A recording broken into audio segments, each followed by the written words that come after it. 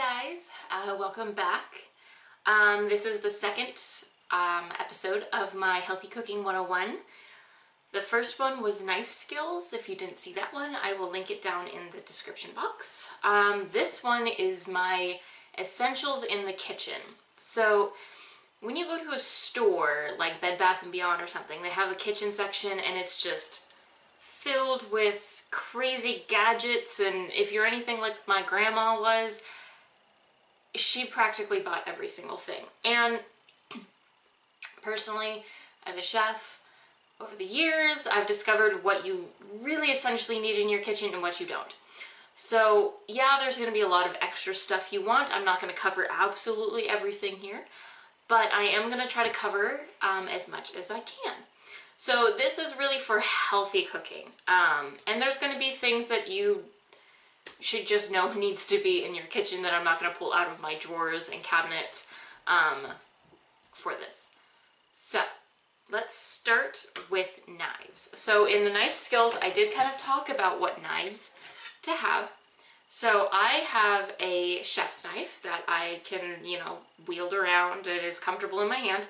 Just a single chef's knife. Mine is forged. Mine is a Henkel's knife. It is an 1/8" knife. You can get any brand. Michael has a Mac knife.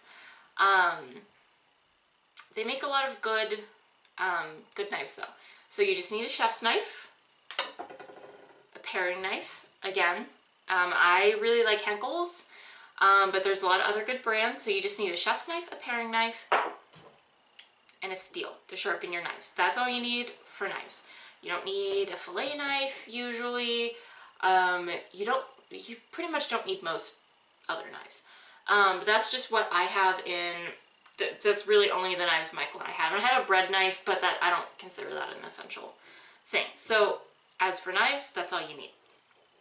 Utensil wise, I have a couple things that we use practically every day.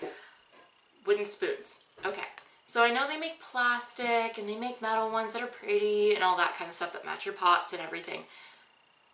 I hate metal utensils. They scratch your pans, they're not good, they can, especially if you have anything kind of acidic in your dish, which includes things like tomatoes. It adds funky flavor to it. So we use wooden spoons in our house, and occasionally plastic, but pretty much mostly wooden. There's two different kind of spatulas. So when people think of spatulas, they think of this thing, flipping a burger kind of spatula. So we have these, but the other kind is this little silicone one. So I also say get silicone, don't get rubber. Silicone is heat resistant. So you can use this on a pan, this is what I used to cook my scrambled eggs with. I don't use, one of these or anything. I use this thing.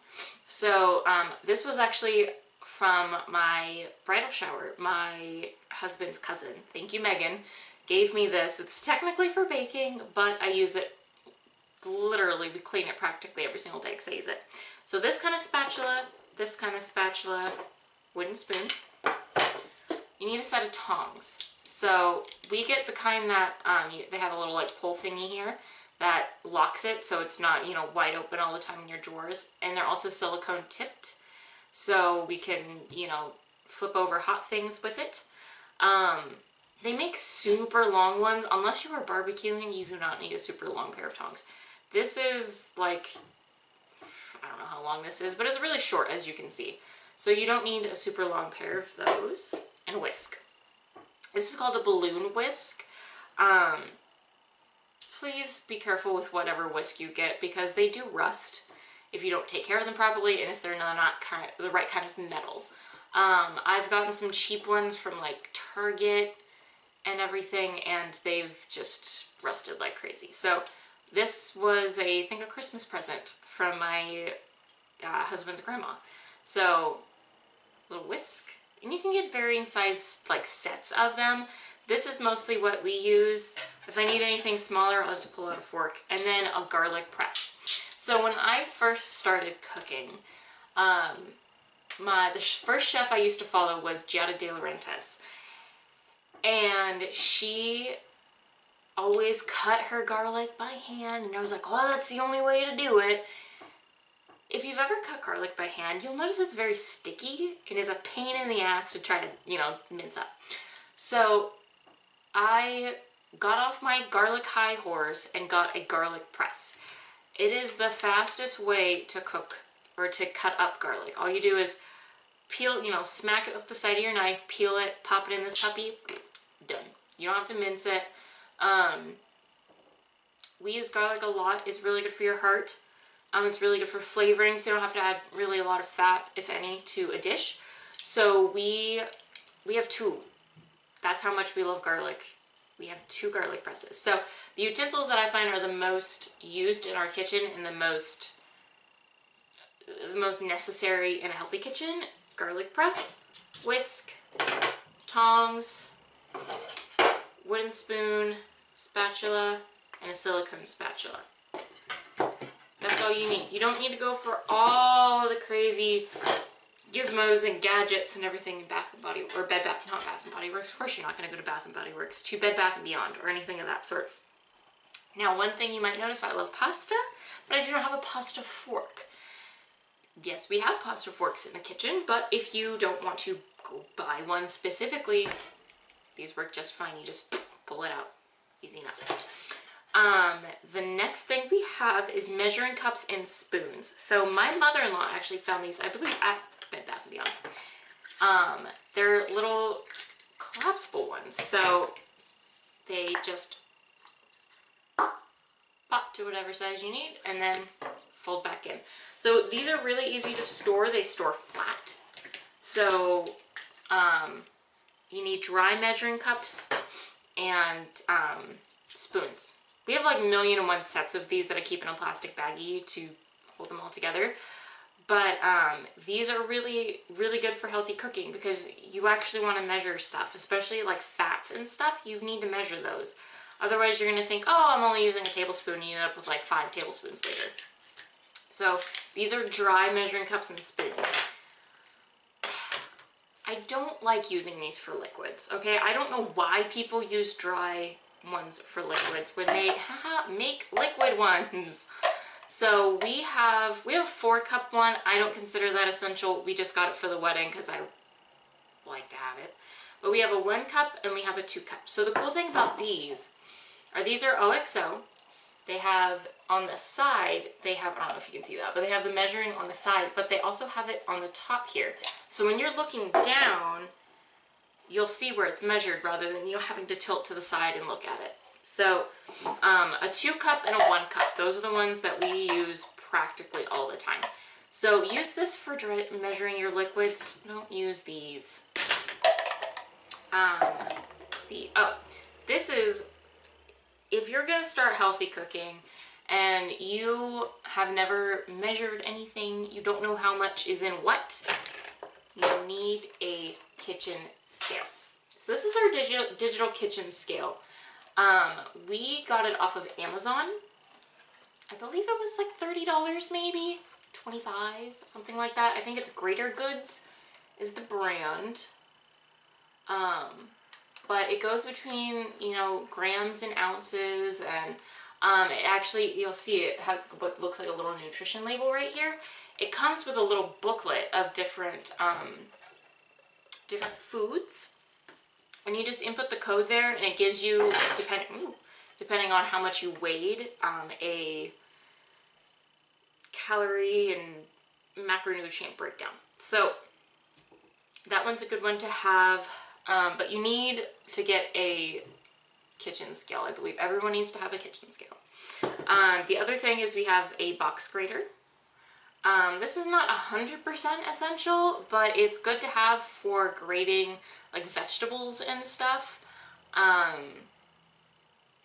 So we have just, you know, we have like, I think we used to have 2 box graters. I believe we only have 1 now. Mixing bowls. I did not pull out all of my mixing bowls. I have like 1,000,001 of them. But a mixing bowl is good for, you know, obviously you need it. You just need it in a kitchen. Now, there's 2 different cutting boards we have. We have a plastic cutting board that we use only for meat, and a wooden cutting board. wooden cutting board for everything else. So you need to, I mean, you don't cut meat on a wood cutting board. You're just going to get bacteria all up in the wood and it's going to be gross. Just don't do it. They have these also in just like plain, pretty much plain plastic like sheets, like super thin ones, and that's fine too. This one has like rubber around it so it doesn't slip around.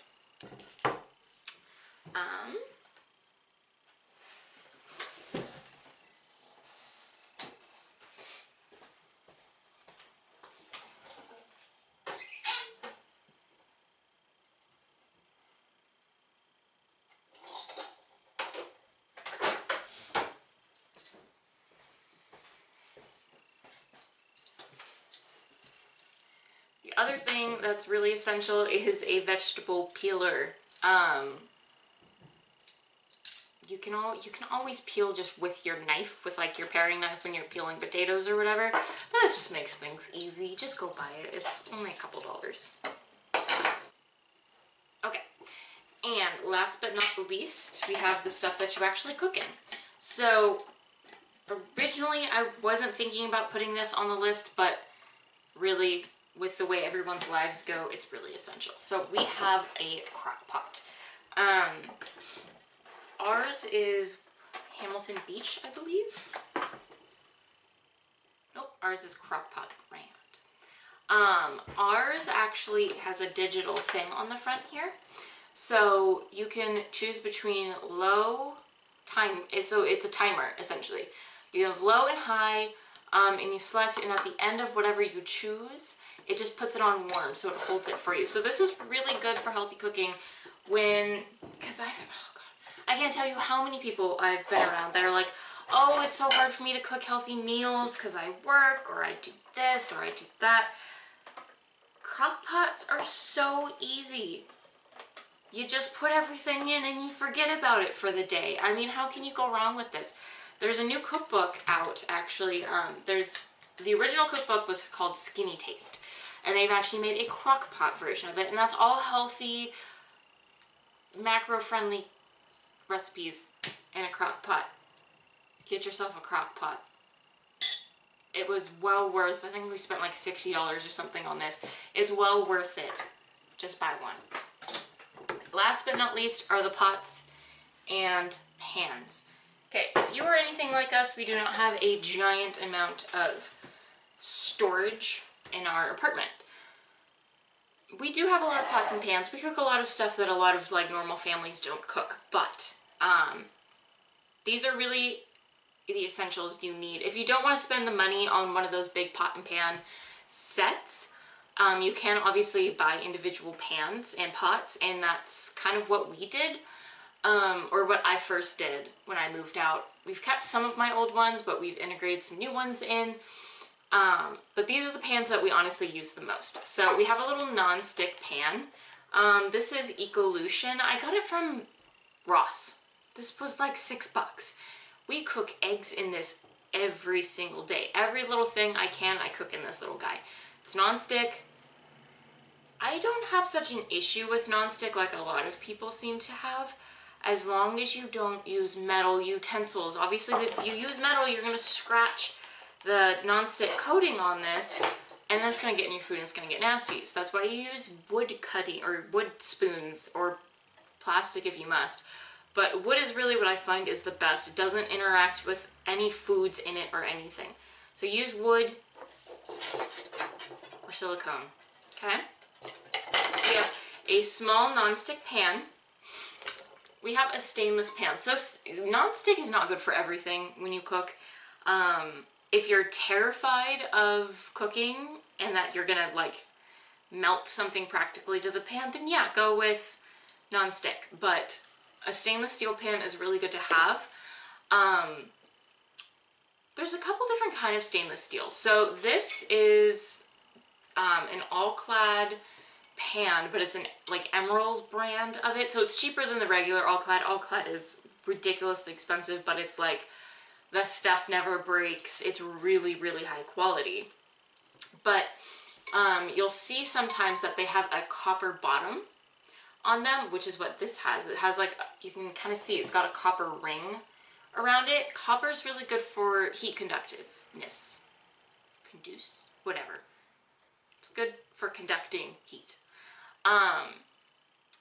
It gives you an even heat distribution throughout the pan too, so you don't have like a super hot spot and then not such a hot spot. So stainless steel, this is, I have no idea how big this pan is.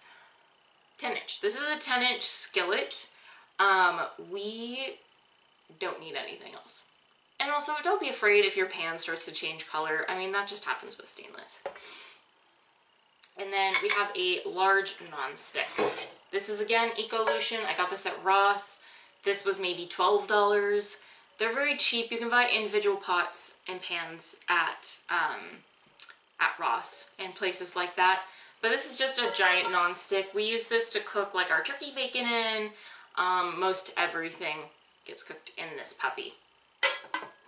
Now, there's 1,000,001 pots that you can have. And that's great if you want to get, you know, a teeny tiny little pot, or you want to get a saucepan or whatever. A stock pot is a really, really good thing to have. I know it's big, but you can cook a lot of stuff in this. So you can cook pasta in it, you can use it as a saucepan. You can cook soups in it. So in a healthy cooking kitchen, a stock pot is a really, really good tool to have, because you can cook soups in it, you can cook stews, you can cook practically everything in this thing. So if you were only to get one pot, I would get a stock pot. So as for, you know, pots and pans, just a small non-stick, a large non-stick, like a medium-ish stainless steel pan, and a stock pot. That's really all I think you need to have. A lot of people would say cast iron, and while yes, I'm a humongous advocate of cast iron, I love cast iron, a lot of people that are new to cooking or anything are terrified of cast iron. Like the seasoning of it, keeping it oiled, all that kind of stuff, it scares people. So I'm not going to recommend getting a cast iron. I don't consider that an essential. For people that don't cook very often, or just getting into healthy cooking or something, and you don't know how to take care of one of those pans, because they're not cheap, and if you don't know how to take care of it, it's going to rust, it's going to go bad, and you'll have just wasted money. So especially until you really start getting comfortable in the kitchen and you feel brave enough then to go for a cast iron, go for it. They're amazing pans. We have a Dutch oven and we have a cast iron skillet that we use. But that's really all I feel you need for kitchen essentials. So make sure you give this video a thumbs up if you like the healthy cooking series. Comment below if there's any topics you want me to go over, any kind of staples that you don't know how to cook that you'd like to know how to cook, anything that would apply to this series. Comment below, let me know what you'd like to see. Make sure you subscribe for my next video, which will be on fun gadgets in the kitchen. So we have the essentials, and now we're going to go into the fun gadgets that aren't essential, but why not have them? So make sure you thumbs up, comment below on anything you'd like to see, and I'll see you in the next video. Bye!